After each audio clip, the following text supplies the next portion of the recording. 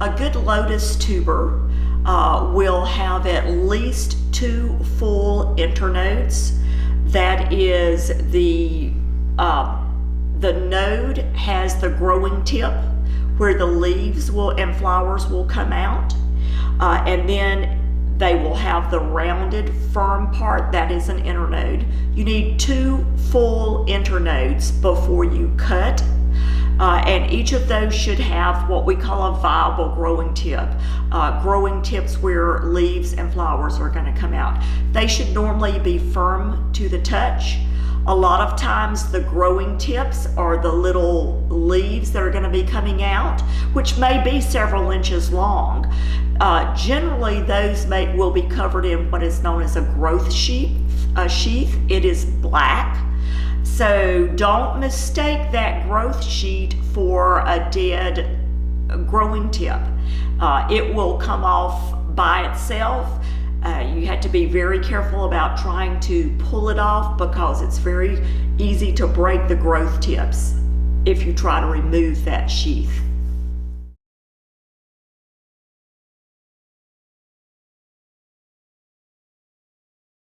A firm lotus tuber can be kept in the vegetable section of your refrigerator for quite a while.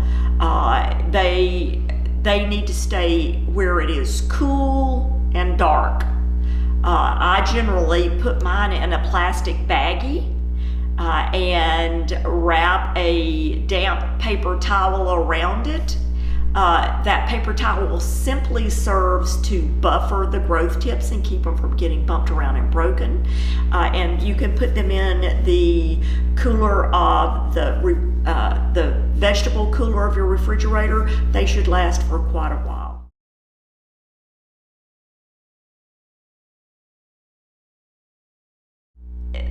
The best time to plant a tuber is dependent on where you live and your climate.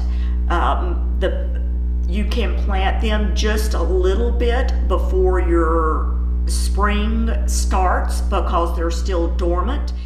If you're just planting your lotus tuber, probably plant that lotus tuber when your nighttime temperatures are between 45 and 55.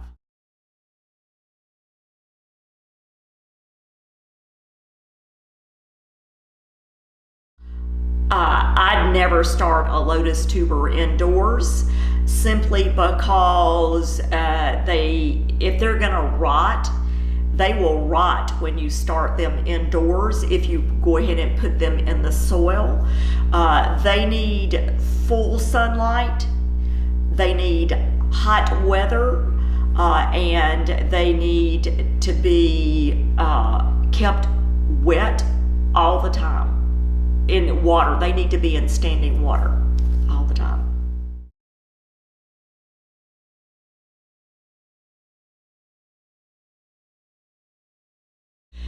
Generally, I wait till a lotus tuber has produced 1 to 2 standing leaves, and then I will give it a half of the dose that would be required for the size pot that you have your lotus in. I would give it a half a dose.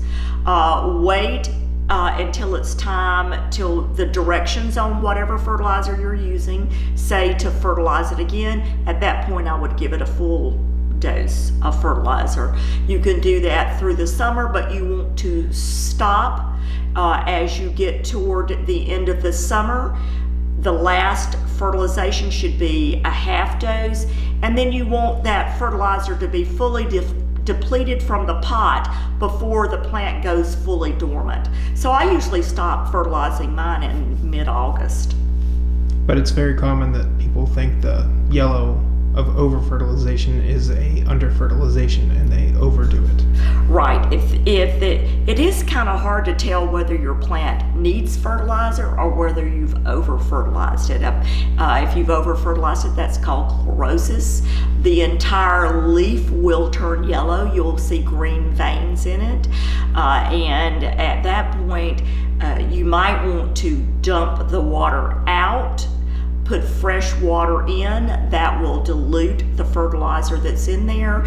Generally, those chlorotic leaves will not recoup very well and turn, if they haven't been damaged too badly, they will turn back green. But otherwise, if you catch it in time so that you haven't totally burned the plant up, they will send up new leaves very quickly.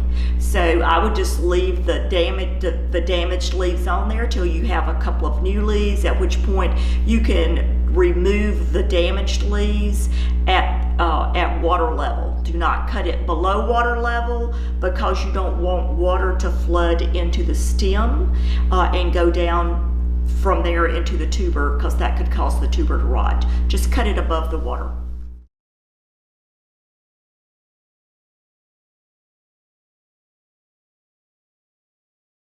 That lotus plant should bloom the first year.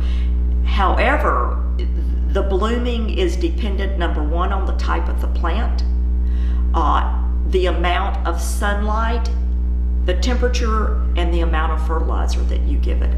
Those things will all play into whether or not your lotus blooms and how often it blooms. You need to make sure, number one, that your plant gets at least 6 to 7 hours of direct hot sunlight. It's almost impossible to get them too hot. They like for the water in the pot to be 95 degrees. I've had water in the pot hotter than that, and they bloom like crazy. So just make sure they are outside plants.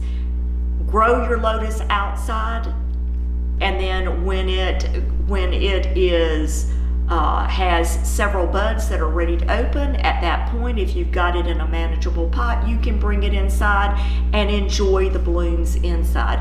But once the blooms are gone, you need to put it right back out. 4 or 5 days inside is all that they can handle their outside plants. If you've got the type of lotus that you purchase will determine the size pot or bowl that it goes in. If it is a miniature or a dwarf lotus, you can probably put it into a smaller pot. The problem with those, it's not really a problem, you just need to be aware that you're going to have to water them all the time. They will go through the entire bowl of water almost every day when it's really hot. And then if you buy a large lotus, you need to put it in a large pot, 20 inches in diameter or larger, at least 12 inches deep or more.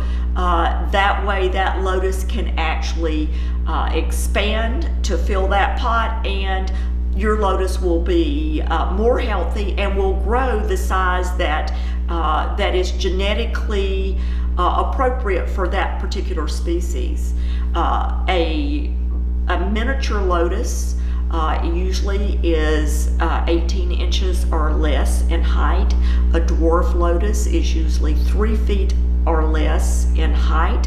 A medium lotus between 3 and 4 feet, and a large lotus over 4 feet. And they can be quite a bit over 4 feet. Even in pots, you can get lotus that are 8 and 9 feet tall.